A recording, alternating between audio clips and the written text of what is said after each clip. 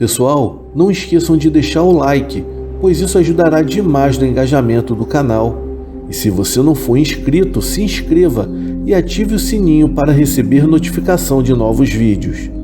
Pessoal, o YouTube me mostrou que 66% das pessoas que assistem os vídeos desse canal com frequência ainda não se inscreveram. Você que gosta deste trabalho, se inscreva, não custa nada. E mais uma vez lembrando, curtam o vídeo, pois com essa atitude o canal será recomendado para mais pessoas.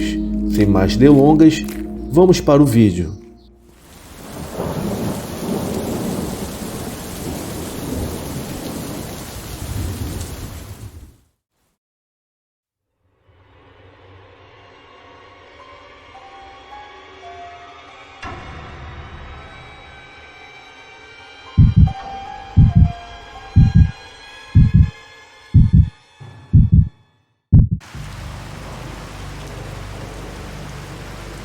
Olá, eu me chamo Cris Oliveira do canal Conhecendo o Sobrenatural. Atualmente eu moro em Fortaleza, Ceará, tenho 36 anos e sou espírita. Bom, meus amigos, essa história aconteceu no ano de 1998. Eu tinha 11 anos de idade. Eu morava em uma cidade do Maranhão chamada São José de Ribamar. Na época desse ocorrido, era festa junina. A minha mãe tinha hospedado uma antiga vizinha que também morou em Aracaju, Ceará, e que tinha recentemente chegado de São José de Ribamar. Ela tinha um esposo e 2 filhos. A menina tinha em torno de 8 anos, o menino em torno de 3 a 4 anos de idade. Pense no bichinho atentado. Como eu falei antes, era tempo de festa junina. Havia um local perto da minha casa que se chamava Tondela. Lá haviam quadrilhas juninas, dança portuguesa, bumba meu boi e danças regionais do Maranhão. Então, um certo dia, a minha mãe e o meu pai decidiram ir para esse festejo. Porém, eu não fui, pois eles iriam chegar muito tarde e não me deixaram ir. Então, essa pessoa que eu vou chamar de Auri me perguntou se eu poderia ficar com os filhos dela, para ela e o marido poderem ir também para a festa, e caso eu aceitasse, ela iria me dar um trocado. Então eu respondi que sim. Então ela me pediu que quando desse 10 da noite, era para eu colocar na rede o menino. Como a menina mais velha era maior, não precisava pôr para dormir. E assim eles foram para a festa, em torno das 9 horas da noite. Então a menina Pri, o menino Vitor e eu ficamos assistindo TV. Até que deu o horário dele dormir. Estávamos na sala e quando eu ia pegar ele na mão para conduzi-lo até o quarto, esse menino ficou com os olhos arregalados em direção à porta da cozinha. A Pri e eu ficamos assustadas. Então viramos na direção que o Vitor estava olhando, quando de repente um vulto negro veio em nossa direção. Nós 3 nos abraçamos e começamos a gritar. Em seguida fomos envolvidos com um ar gelado que arrepiou todos os cabelos do meu corpo. Então eu peguei o Vitor, coloquei nos braços e saí puxando a Pri escada abaixo.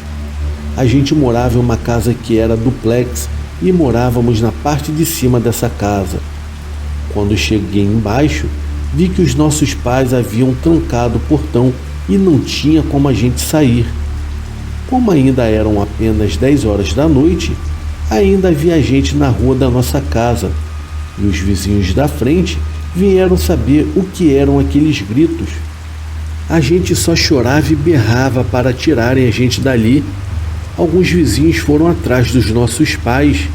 Ainda bem que essa festa era perto, mais ou menos umas 4 a 5 ruas para cima. A gente pedia pelo amor de Deus que não nos deixassem sozinhos.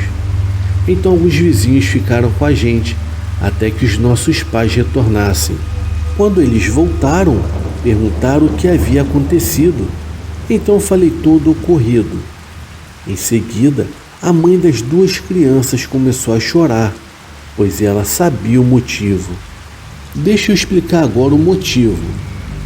Teve uma outra situação que aconteceu em uma outra noite, que foi antes dessa situação que eu acabei de relatar, em que essa mesma mulher era possuída por alguma entidade.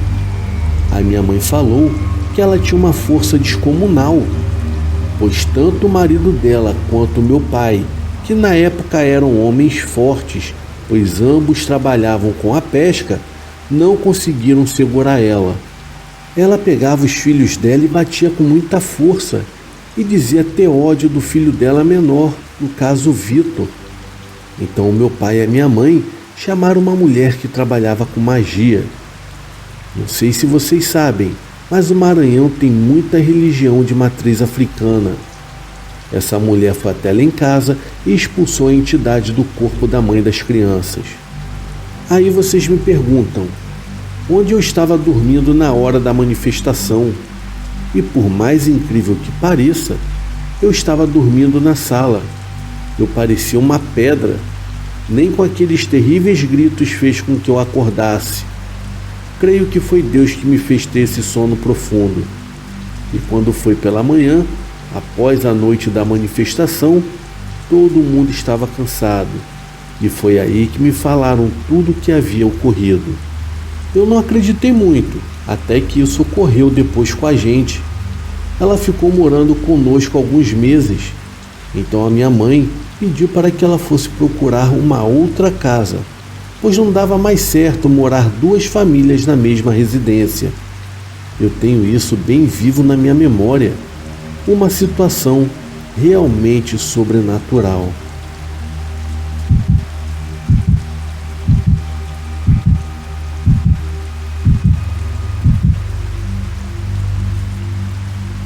Essa história aconteceu com a minha família na década de 80. A minha mãe tinha por volta dos seus 29 anos de idade e o meu irmão mais velho tinha por volta de 1 ano e pouco. Eles moravam em um bairro aqui de Fortaleza chamado Jardim Iracema e estavam com pouco tempo nessa residência. Nessa época, era de costume fazer buracos no quintal para se enterrar o lixo, pois não havia carro de lixo toda semana. A minha mãe Tereza e a vizinha dela já haviam feito vários buracos no quintal para enterrarem o lixo e já não tinha nem mais lugar para se fazer. Então a vizinha falou: "Bora enterrar na porta do banheiro." Naquela época, os banheiros das casas alugadas eram por fora da casa, pois os banheiros eram coletivo para os moradores. Então elas resolveram enterrar o lixo lá. Cada uma pegou uma pá e começaram a cavar. Elas cavavam. Agora veio o mais assustador. Enquanto mais elas cavavam, mais uma madeira amarelada ia aparecendo. Elas, curiosas para saber o que era, começaram a cavar ainda mais fundo. E cada vez que cavava, mais a madeira aparecia.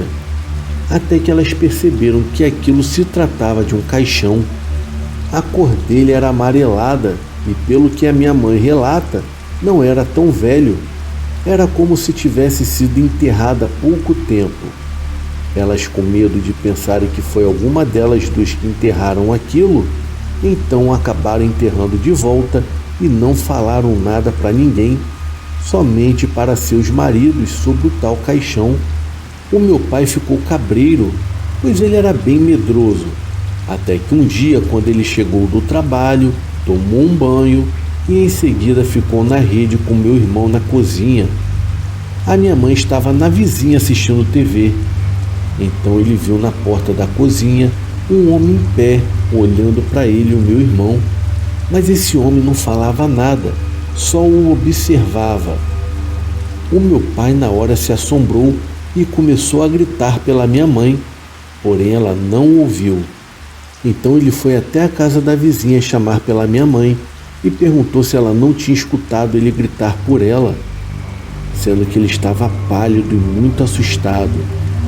Então ela respondeu que não ouviu nada, sendo que a casa da vizinha no qual a minha mãe estava era a mesma parede da nossa casa. Então dava para se ouvir os gritos dele. Desde esse dia, o meu pai só tomava banho com a minha mãe na porta do banheiro. pois ele havia ficado com muito medo de ficar sozinho. Então, eles trataram logo de sair daquela casa assombrada.